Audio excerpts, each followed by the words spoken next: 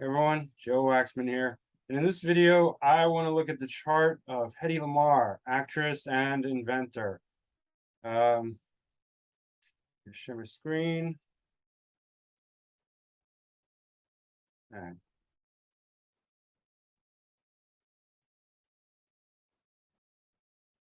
Hedy Lamarr she's born in 1914, so she's one of the you know, very old school actresses.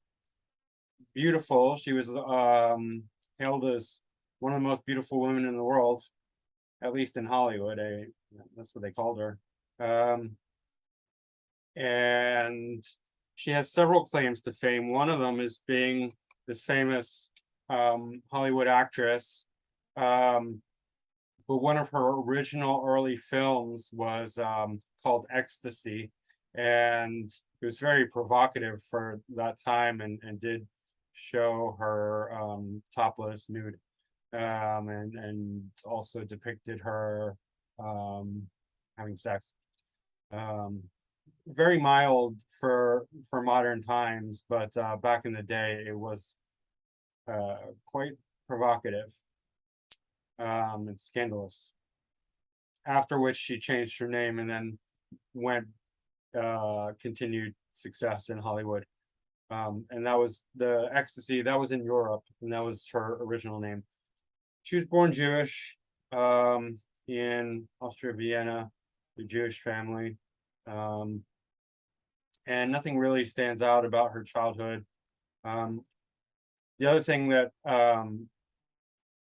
which I'll get to, but just want to mention now, is that she had no scientific training, but was an inventor. Together with this other guy, they invented frequency hopping technology, which later Bluetooth was based on. So anyway, we'll look at that.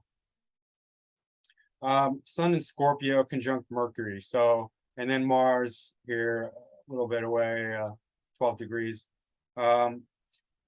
Scorpio, very intense, very sexual. This is the 5th house, so this is a great house for anything creative, arts, performance, entertainment, games, confidence in general. It's trine from the ascendant. It's a very strong house to be, I can just say, arts, film, cinema, games, entertainment, children, all these things. So naturally, she has this not only beautiful, but powerfully sexual kind of energy, air about her, quality. Because Mars also is dignifying this whole house because the co-rule of Scorpio along with Pluto. So that's very powerful. Sun to Mercury shows that has a very her personality is becoming very mercurial. Sun and Mercury does better than Sun and Venus. Number one, Venus drains the energy of Sun because it's Venus wants to have fun, it wants to have romance and joy, and Mercury conjunct, plus it damages Venus. Mercury is much more able to withstand the proximity to Sun, and because it's a more dry planet, it doesn't suffer the burning the same way that Venus does. Because Venus conjunct the Sun can really cause a lot of trouble for the native, but it does produce a very beautiful personality when they're not annoyed or burnt out. Mercury conjunct the Sun can cause burnout and can cause some crass, crude language and stuff like that, but generally it does pretty well and causes the person to be very intellectual. I've met people who say that even though that their Mercury by definition is combust, they say that it's not combust for whatever reason. They think that it's not combust for them. I think it's just the nature of Mercury and Sun. Right, that Mercury can withstand the Sun, the proximity to the Sun, much better than Venus. Okay, so it's making her very intellectual. It's also making her very much more expressive, naturally expressive. Sun is ruling the, it's the second whole sign house, but here it's ruling the second and third cusp. Mercury is ruling the third whole sign house, but fourth cusp. So we're getting a lot of influence, you know, second, we could say second, third, and fourth if we want, into the fifth house of entertainment. So speech, expression, and what her home life, what makes her happy. So early rise, and she did gain early recognition for her beauty and for her acting ability. She just started, you know, she got pretty early success in that arena.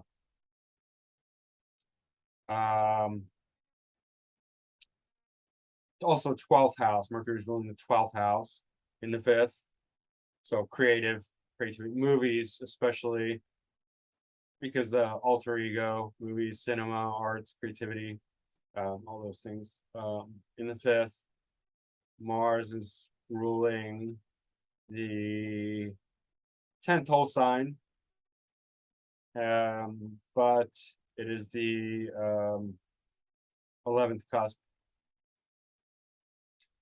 So 10th, 11th, 10th career. I mean, look to the MC, but I look at both. I look at both.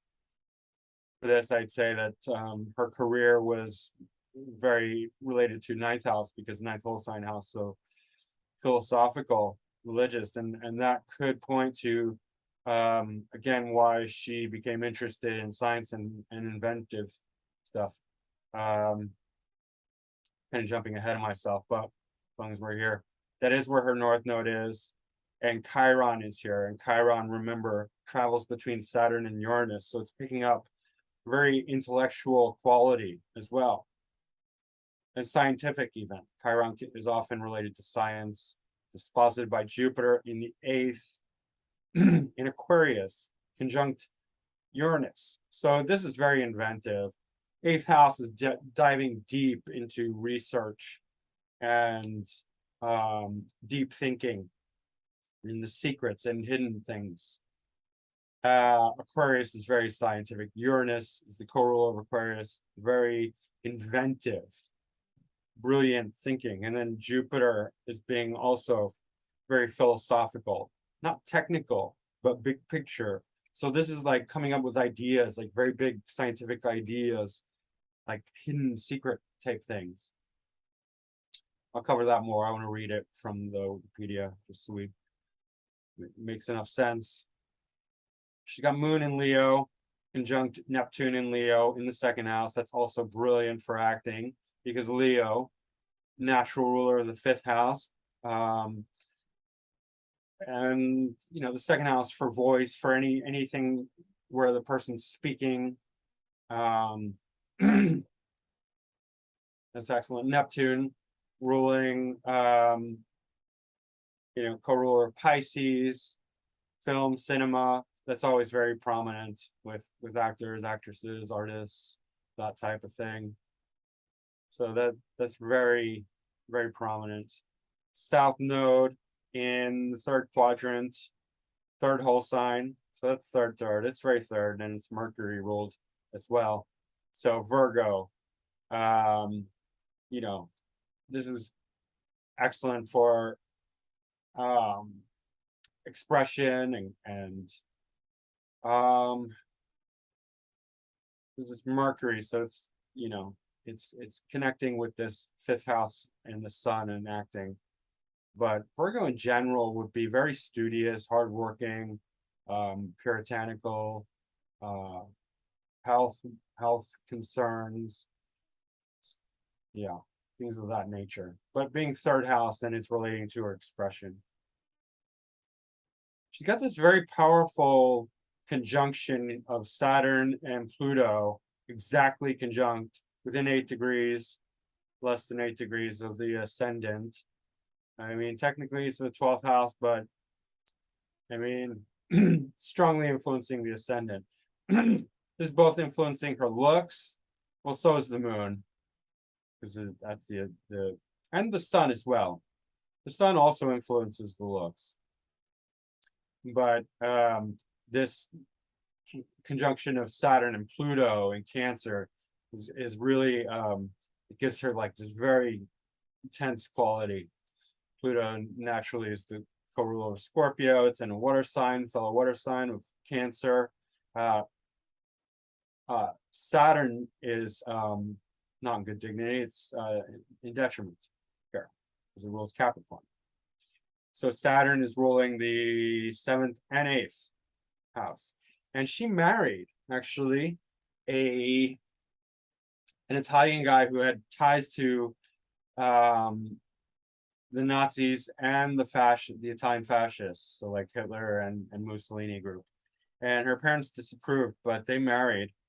And he had total control over her. This was before she was Hedy Lamarr. This was after she had made some movies, and before she became Hedy Lamarr.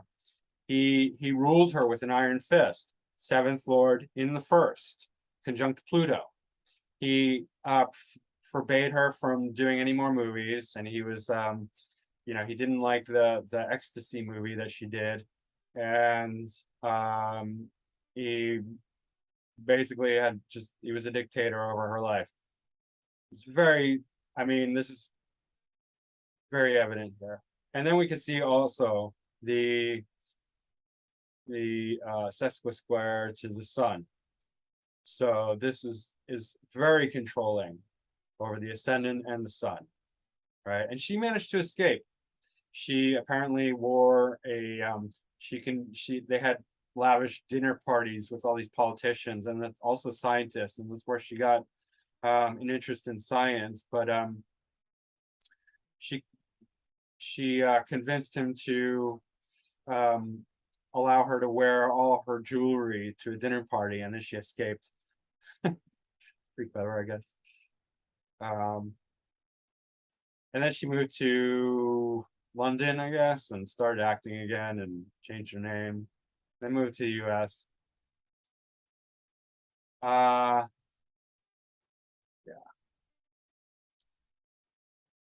So she's got this grand water trine, which is really nice as well. That gives her tons of like feeling and emotion and power, like this quality that's going to really show through in her films. It's going to make her very powerful. A lot of sexuality, a lot of sexual energy, but just feeling and emotion in general. Like she really knew how to apparently play that role of this beautiful feminine, movie star who could really, have, use that to her advantage, take control of, be sexual, and I guess manipulate men. I don't know if she was manipulative. I'm just saying she had that vibe, that sexual vibe. It was very strong.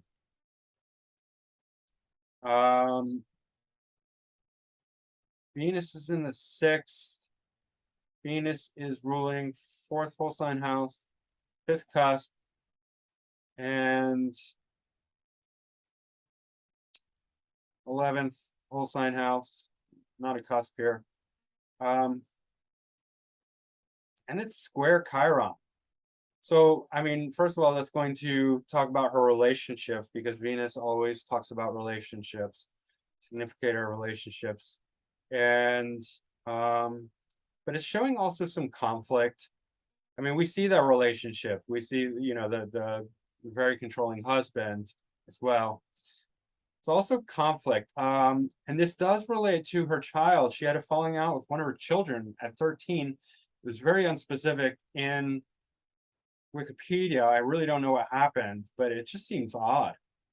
And they didn't speak for like decades or something, which, wow, crazy. Like, it's 4th whole sign house, 5th cusp, right? In the 6th, so conflict. So there's conflicts. And then what happened is that later in her life, she had a lot of success, but then there was also a decline as well. So, I think there's, seeing different things here. Like number one, like this seems really strong, the Scorpio, but then the Venus is not as good. It's conflicting because it's in the sixth house of competition, conflict, mundane daily. It's not like a house you would see for like like famous successful movie star, although you can see certain things like competition, competitiveness, critical thinking. For artists, you sometimes see a lot of sixth house because that's where they can really become critical of their own artistic work and edit it and manage it. But this is quite good. This is helpful for intellectual pursuits, right? And it's disposited by Jupiter. It's going into the eighth house. Sixth lord in eighth house is quite good for conflict because their conflicts die in the eighth house, but not great for children. So yeah, definitely she had a falling out with her child, sadly.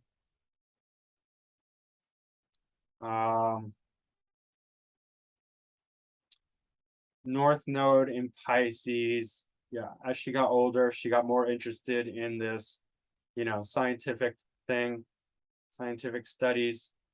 Career, Piscean career is definitely acting, but this is like also time with the Chiron and the Jupiter in Aquarius conjunct Uranus. It's definitely something very deeply intellectual. I want to pull up the Wikipedia for this. Inventor.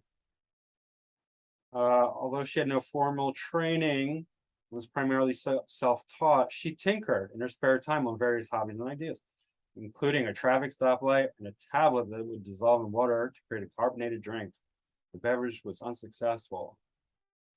During World War II, Lamarr read that radio-controlled torpedoes had been proposed. However, an enemy might be able to jam such a torpedo's guidance system and set it off course. In another place, I read that she was inspired by a Nazi attack on I don't remember what it was, like a ship or something. Maybe it was related to Jewish people. I don't know. Anyway, she herself was Jewish, so she was against the Nazis, obviously.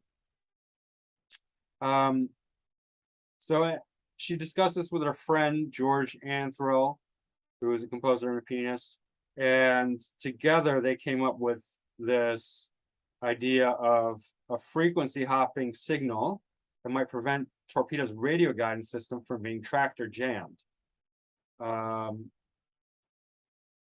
Synchronized the miniature player piano mechanism with radio signals, sketched out the idea for frequency hopping system, blah,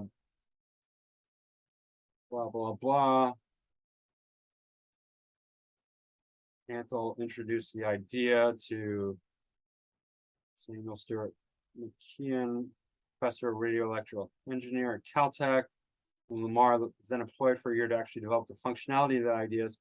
Lamarr also hired the LA legal firm, prior knowledge, to craft the application for the patent, which was granted. So she has a patent in 1942.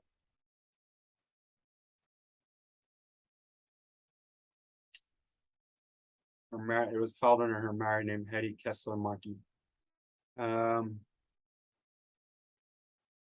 They received the Electronic Frontier Foundation Pioneer Award and the Bowlby Nass Spirit of Achievement Bronze Award. She was featured in Science Channel and Discovery Channel, and they were posthumously inducted into the National Inventors Hall of Fame. This went on to be the foundation for Bluetooth,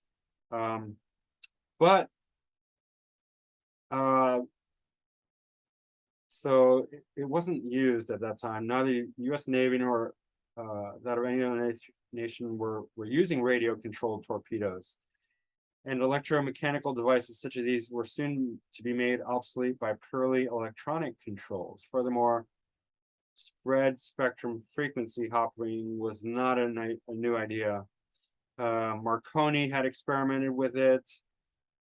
Tesla had written extensively about it. And Polish engineer and inventor Leonard Danilewicz further elaborated the idea in 1932 and had a patent for it. Anyway, still, it's very interesting, and and she contributed to the idea. She later became secluded in her life. Let me go back here.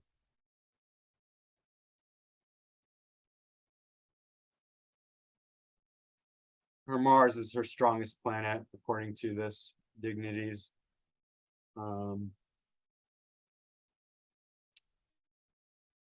And I think that has to do with Pisces, with North Node in Pisces, and Jupiter in the 8th house. So it's very inventive. And then what's interesting is that the only form of communication she had in her later life was through phone calls. So 8th house, secrecy, hidden, but Aquarius and Uranus on the phone, right? That electronic thing, I think that's really interesting. I've been experimenting with the planet's nodes. So this makes it a lot more complicated and interesting, because what this is all the planets have nodes. Like we normally just consider the moon's nodes, which are exactly opposite, because the moon revolves around the Earth. But all the planets have nodes, and these are the eclipse nodes where they line up with the sun and the Earth. And they have significance. The outer planets, Jupiter, Saturn, Uranus, Neptune, and Pluto, these nodes are all very fixed. So these nodes are very generational. Like they don't move. They move very slowly, even 100 years later, right? This was in 1914. Even if we look now, they will still all be within a few degrees of each other in the same signs. So these are generational nodes. So you can see that her ascendant was with these generational Jupiter, Pluto, and Saturn. So she herself, her ascendant was moving towards this compassionate quality of Cancer, caring, nurturing, which we need to move towards as a society. Because understand this: south node of Saturn, south node of Pluto, south node of Jupiter, all in Capricorn. So this is indicating that as humanity, we are very familiar with the Capricornian archetype of business, materialism, success, building, achieving, right? And Capricorn is very good at that, the material development, but it lacks its opposite sign of Cancer, which is nurturing and caring and love and family and protection of the children and all of these things. That's what we need to move towards as a society. It's generational, right? So naturally, anyone with Cancer is going to play that role of furthering this societal move towards more caring, nurturing planet. But what I'm looking for is close conjunctions. This is not that close, but it's still somewhat significant. North node of Neptune is at 12 degrees Leo in her second house, second, third. And Neptune definitely, obviously Neptune is here next to her moon. North node of Neptune would be pushing that envelope further of the movies, film. So she's taking film to, pushing it forward. Obviously Neptune, is relating to film for her. It can be other things for other people, but for movies, right? She's pushing forward. Definitely you could see that in Ecstasy, but in other words, it's not like she's not like holding back or holding to the past. Let's see, then we get a very mercurial sun here, with the sun conjunct the north and south node of Mercury. Mercury, obviously, the nodes will move along with Mercury, which means that they'll move pretty quickly.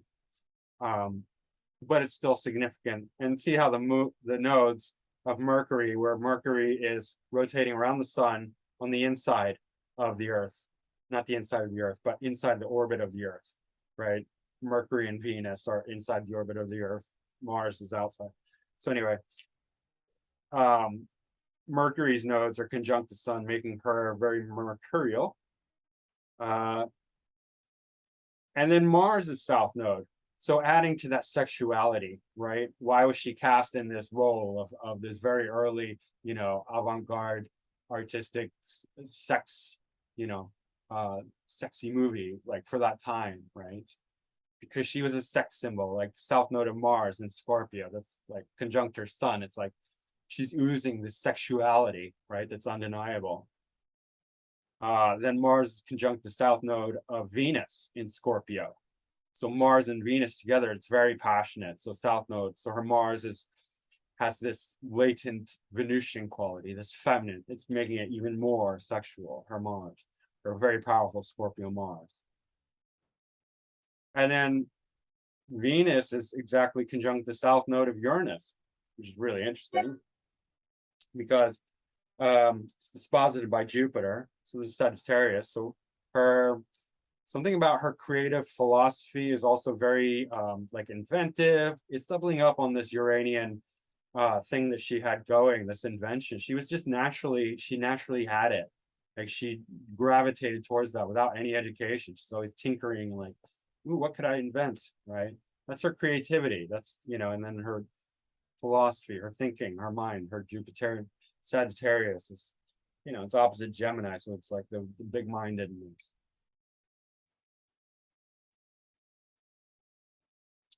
A lot of these probably, because these are generational, unless they're making tight conjunctions, I'm not paying much attention to them. But here we have the south node of Neptune conjunct Uranus and Jupiter a little farther away in the 8th house in Aquarius. So this is adding just a lot of imagination, right? Because Neptune, south node, something that she already knows, and this Neptunian imagination. So it's really helping her inventiveness, think outside the box, be very creative and original. All right, I'm going to remove these points because otherwise it just gets too confusing. I'm going to bring in the Draconic.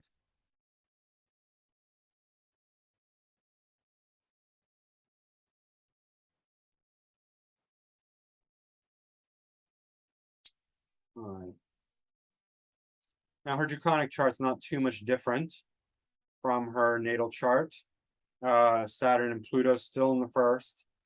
So it's still, just doubling up on this idea of like this power and control issue that she was attracting unto herself, in a negative way. Ascendant in Leo, pretty close to the moon. That's fairly prominent. Neptune and moon still in Leo at the later degree. Almost conjunct the south node in the 3rd house. Still very, very relevant. Sagittarian 6th house. Mercury, Sun, and Mars. And then the Sun is pretty much within 2 degrees of Venus.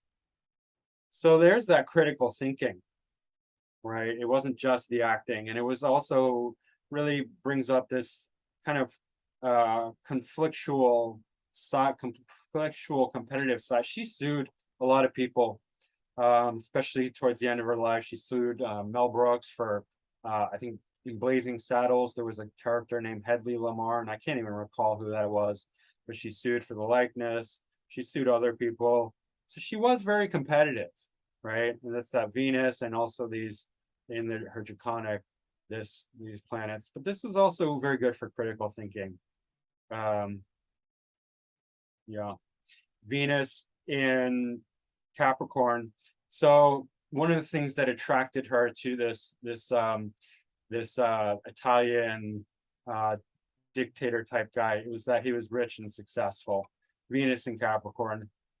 Venus in Capricorn really admires people, successful people. It's right in the 7th house, right conjunct the descendant. As I saw that, I was like, wow, that makes so much sense, right? This is the kind of person she wants. this Capricornian business, rich, successful guy. Jupiter and Uranus right conjunct the MC in Pisces. So Pisces both relates to, you know, film, and that kind of thing, movies, cinema, but also Jupiter and Uranus. I mean, together, that's very inventive. I mean, the Uranus is, right? The Jupiter is making it more philosophical, but big-minded, but still. The Chiron here is very scientific, though, and so is the Aquarius in 8th house. So that's really interesting. And then these are just going into Aries, very prominent. MC even more higher in the sky. This is actually square the ascendant. So this is like 9 degrees would be the highest point in the sky. So very prominent. I think that's probably helping out her career. You know, she was in tons of movies. She's like a really famous movie star, obviously. So that's Hedy Lamarr. And I probably wouldn't have done her chart if it weren't for the inventive thing that she did, which was really unique. And even if it didn't play a major role, it's just still really, really interesting. And it's interesting to look at that and observe that. So yeah. Now I want to go watch one of her movies. All right. So don't forget to hit the like button, guys, and subscribe if you haven't already. Share it if you like it, and book a reading with me. You can reach me at my website, macroastrology.com, or go to my email, macrogoldmachine@yahoo.com, and leave a comment if you like. And I will see you again soon. Thanks.